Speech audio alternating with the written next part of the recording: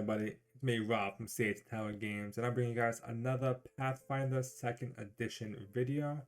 And this time we're talking about saves and saving throws.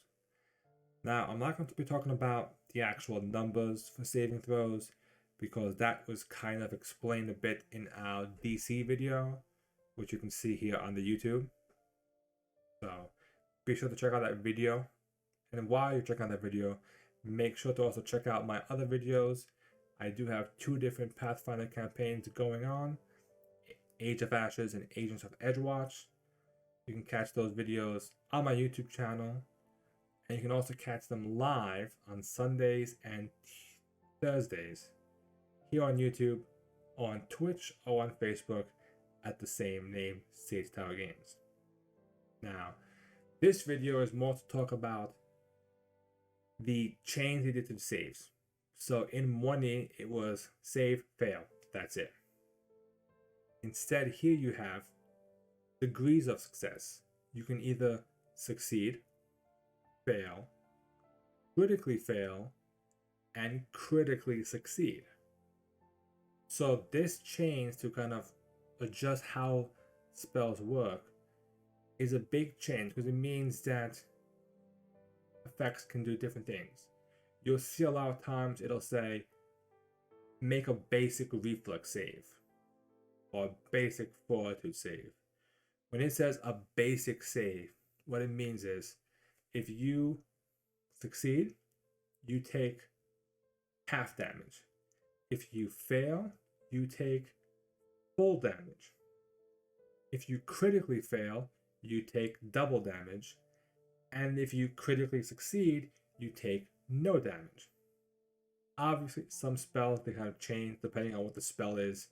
They have different effects, but that's generally what they mean by a basic, is that kind of degrees of success. Now, the reason why this is a big deal is you can kind of see that a fireball can critically fail, and now it's doing 12d6 damage essentially to you. That's a lot of damage. No. Before you just fail, it's whatever. So it's 66 damage, average about 30 damage. Now, 50, 60 damage, that could probably knock you out in one shot at those low levels.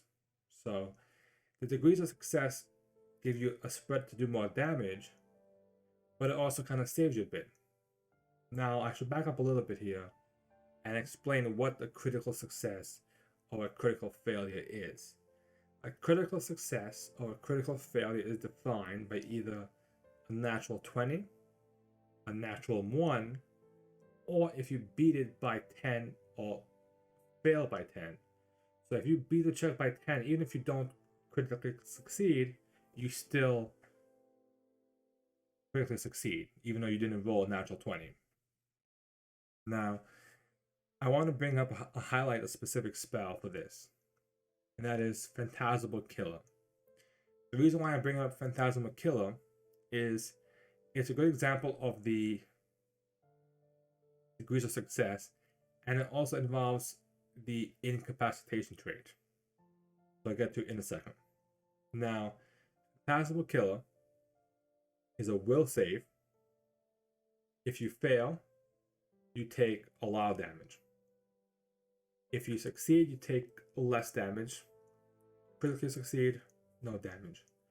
Critically fail, you make a fortitude save.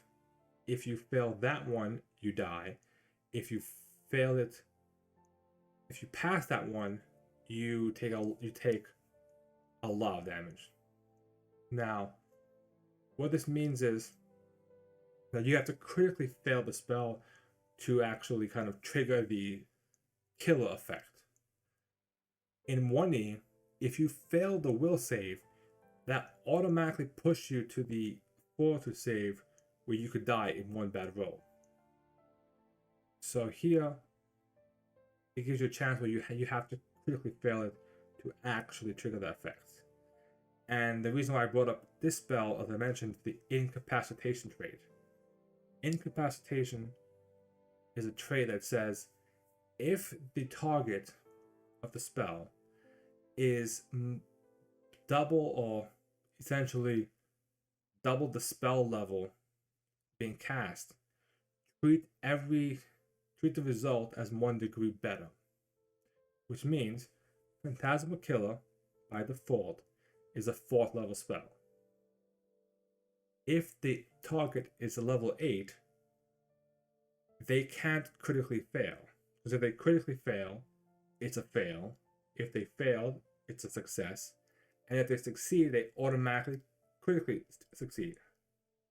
So what this does is it makes it so that low-level spells can't wipe out high-level targets because of a bad roll.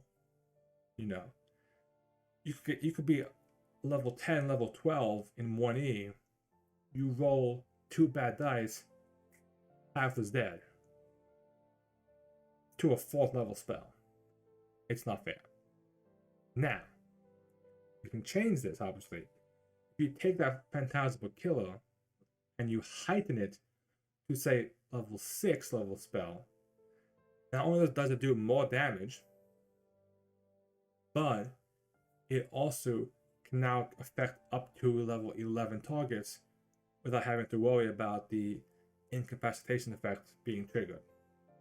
So there's ways around that as well to kind of show you guys that heightening some of these spells can help you. Now, the other example I kind of want to bring up to you guys is classic. I mean a big high-level spell that people know about that does a lot of damage and can just be unpleasant to use. And I'm speaking of Wail of the Banshee. Okay, so it's a level 9 spell. So I have them 1E and 2E versions in front of me. I'll kind of put them on the screen for you guys as well. Wail of the Banshee in 1E is a 40-foot radius spread. Targets up to 1 creature per caster level, starting from where you cast it, moving outward. Fortitude save. If they fail, they take 10 points of damage per caster level. Say the enemy casting this is level 20. That's 200 points of damage that everyone just took. If they failed it. 1 save. That's it. That will probably kill almost everybody. Let's just be honest. That's a lot of damage. Now, 2nd edition. 40-foot burst, same thing. Fortitude save, same thing. Each living enemy takes 8d10 negative damage. So there's no limit now, but it hits everybody. And it does initially 80 points up to 80 points of damage. Okay. We'll start from the top down. If they critically succeed, no damage. If they succeed, they take full damage. If they fail, they take full damage and they are drained 1d4. And if they critically fail, they take double damage, so 16d10, and are automatically drained 4. So you see, you don't take the 200 points of damage in one shot. Now it's up to 16d10 if you critically fail. But they actually make it even nastier because now they add a drain effect. So say for instance you're level, 16. Bit low level, but let's say it's level 16, you get hit by this spell. You take drain 4, so 16 times 4, that means you lose 72 hit points, plus you're taking 16d10. That's a lot of damage. The other caveat for these type of spells, obviously, well, the Banshee does have the death trait, which means that if it reduces you to 0, it kills you outright. So you can see that there's different ways for it to do this kind of damage. So, Phantasmal Killer, Wail of the Banshee, these are the kind of spells that we refer to a lot in the old days as save versus suck spells. If you, a few bad rolls, nothing you can do about it. That'll hope you have Death Ward up in 1E, essentially, if you want to survive these spells. So they got rid of the need to kind of be prepared for the save versus suck spells. In some cases, they kind of maybe weakened the spell, but in some cases, they made it a lot deadlier. So, like, 2E Will of the Banshee doesn't do it as much damage, but if it hits you with a drain, that's even worse. So, what kind of spells do you guys think are the classic save versus suck spells? Let me know down in the comments down below, and let me know as well what you think about the new save system. Do you like the idea of having critical successes and critical failures in the game? What do you think about the incapacitation trait? Having certain spells that just don't work against higher level targets as strongly because they just are too strong level. I think personally, that's a nice change. It makes it a little bit interesting, but it also means that you can't get caught off by that Hail Mary play sometimes. So thank you guys for watching this video. Be sure to follow, be sure to subscribe, and be sure to check out all my other videos on the channel. I'll see you guys next time. Thank you.